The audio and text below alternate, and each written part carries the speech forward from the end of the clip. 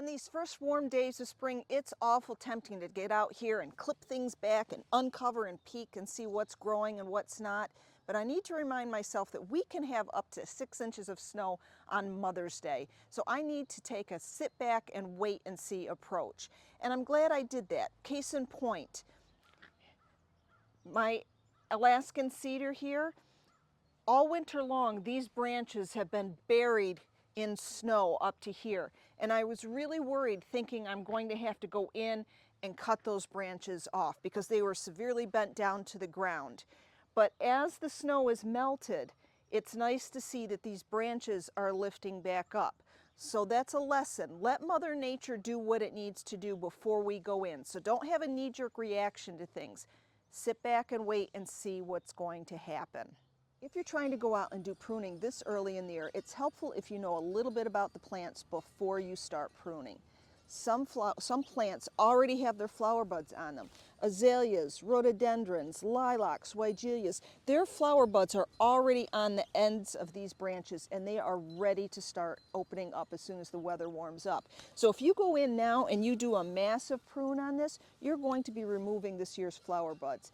Instead, to do a shaping pruning, wait until after they're done blooming, then go in and trim the way you want to.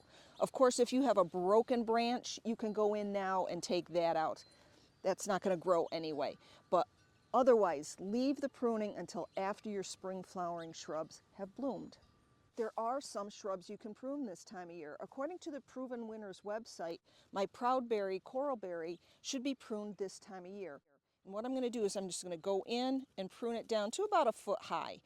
That's going to send up new shoots later in the season. There'll be little flowers on that, and then in the fall I'll have beautiful pink berries. I'm going to trim it down to about maybe 1 foot in height, and I'm just going to go in and take all the branches. No need to be picky and take out certain ones.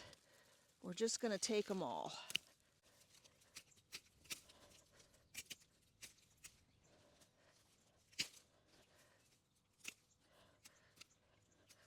We have some damage on our weeping pea that we're going to try and just screw in rather than do some pruning. Let me show you. Here's the damage on the pea. You can see this section has split off, as is this one. These are weak joints, but must be the snow came down and just weighed it down so much that it broke off. We're going to try and go in with some screws.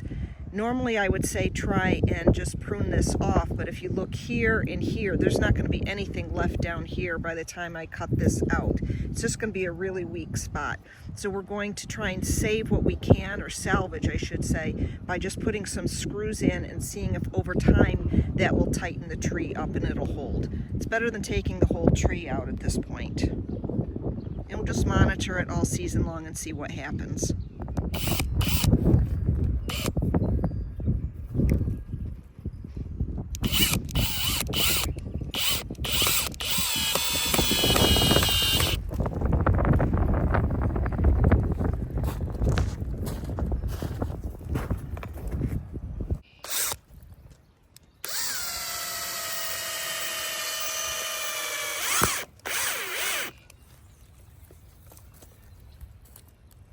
There we go.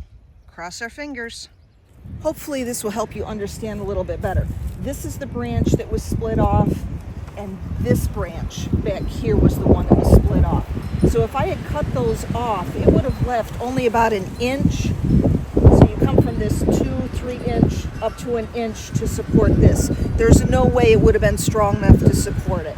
So it's either try this or take it all the way out. So we're just going to see if we can salvage. If this works, great. If not, just Mother Nature took it out and it's an opportunity to put something else here.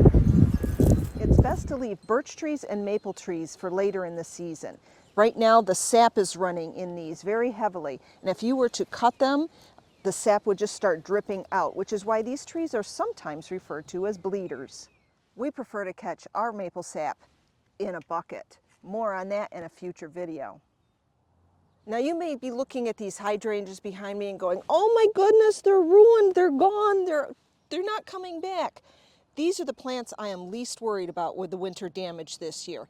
They are tough, and these are panicle hydrangeas, which means you prune them this time of year. They haven't set their flower buds, so anything that I cut off now doesn't hurt the flowers at all. The flowers are going to form on the new growth. So I'm going to get in here in a couple weeks and trim them down.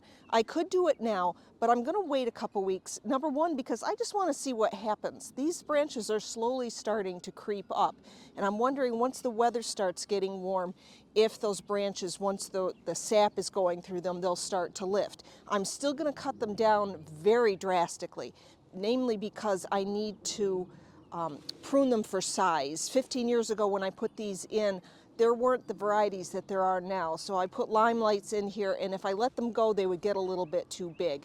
So every year I go in here and cut them back really, really hard. So I'm going to be doing that later, and this doesn't bother me at all. Rabbit damage does bother me. They've eaten the bark off my crabapple trees here, and it's such a shame. Crabapples bloom for such a short period of time. It's such a bummer I'm going to have to take some of these branches off and sacrifice the blooms. The tree's going to be fine, and I guess the rabbits have a right to live too, but I wish they would eat the weeds out in the garden instead of my ornamental trees.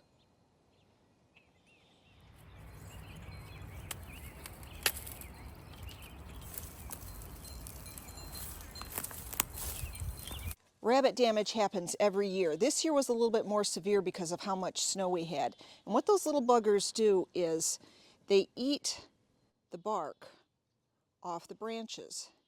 And in this case, they've pretty much gone all the way around, which is going to girdle the branches on my crabapple tree.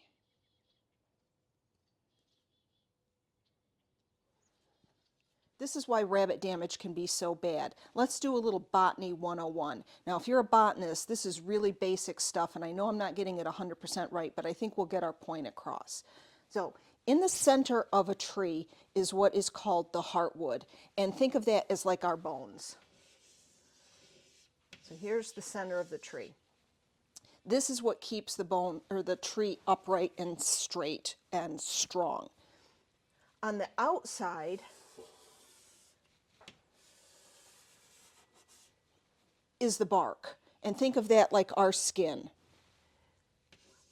In between there is the living tissues, the sapwood, the cambium, and this is where the water and the food gets transported up and down. So think of these as little straws, or think of them as like the veins that we have in our arms. Now, when the rabbits go in and they eat, what they do is they eat so far down into the heartwood that they totally have disrupted the flow of the food and nutrients up and down through the tree. So you're basically going to starve it. Now, if we were to go in and say, do a little tap like you do for a maple tree, that's not going to hurt the tree at all, because that's basically like having a paper cut or a pinprick. But when you go in and you totally remove the outside and all you leave is that center heartwood, there's no way for the food and water to transport up and down into the tree. So it's basically like hitting an artery in us. It's just going to bleed out, and there's no way that that tree can get nutrients up or nutrients down from the leaves and water up from the roots. So the plant is basically going to starve. So those rabbits have eaten all the vascular from my branches, and I'm going to go in and just clip them off because there's no way it can transport food or water to where it needs to be on that branch. So the branch is going to die. Now, if you were to do that to a tree, if you have the trunk of the tree and here are your roots and then your branches and your green up here, if you were to go in and cut all the way around your tree, getting down into that vascular system that's around the heartwood and underneath the bark, you would girdle the tree and you would actually kill it. Because again, nothing can go up or down. Now, I don't want to mislead anybody. Not all plants can be saved. This arborvitae is a goner. There's no way I could prune it, stake it up, tie branches together, any way that it's going to make it strong enough to survive future winters. So my plan is going to be to take it out. I'm going to get the pruners. I'm going to clean up the bottom so that I can easily see what I'm cutting with the chainsaw. Safety first.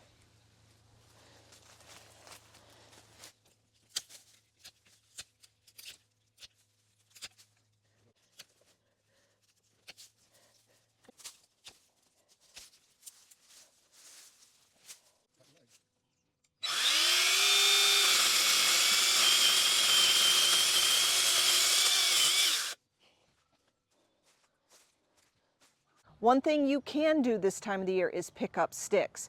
I have river birch here. They were planted about 15 years ago. We planted them at 8 feet and now they're very mature trees. The problem with fast growing trees is that they are very brittle and they break an awful lot. And the river birch has definitely given us a huge amount of branches and twigs that have been down all winter long. So my project for today is going to be to rake those all up. It's really hard to see all the sticks in the yard because they blend in with the grass.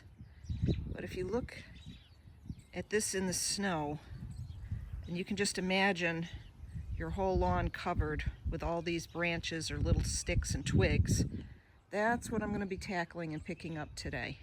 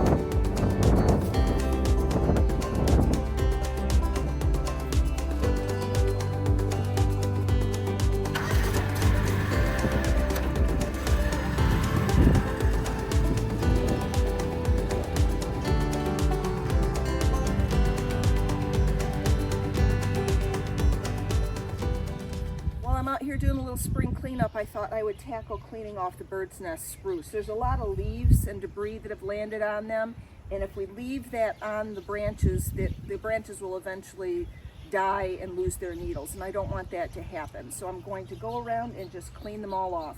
Got a nice little short, tiny rake here that does a wonderful job at this.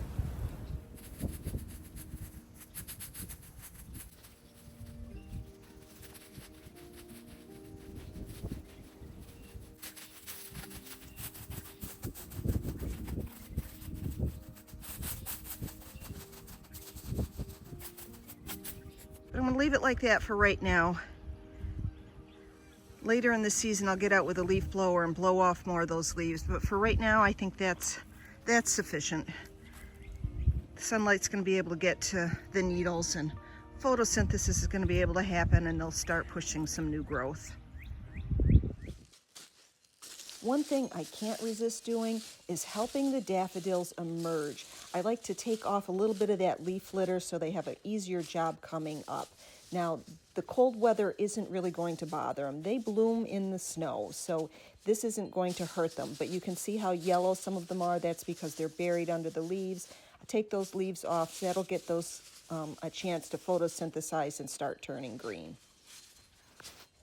I am so glad I didn't get out here and trim down these rhododendrons. Remember in the beginning of our video, they were almost flat to the ground. Look at how well they have responded. They have perked back up. They're about 5 feet tall now. Now there's a mess behind me, don't get me wrong. They are totally demolished back there, but at least I have some tall ones in the front and I am going to have some beautiful blossoms. So get out in your garden, do some evaluating, and remember, don't prune too early. Let Mother Nature do what it needs to do.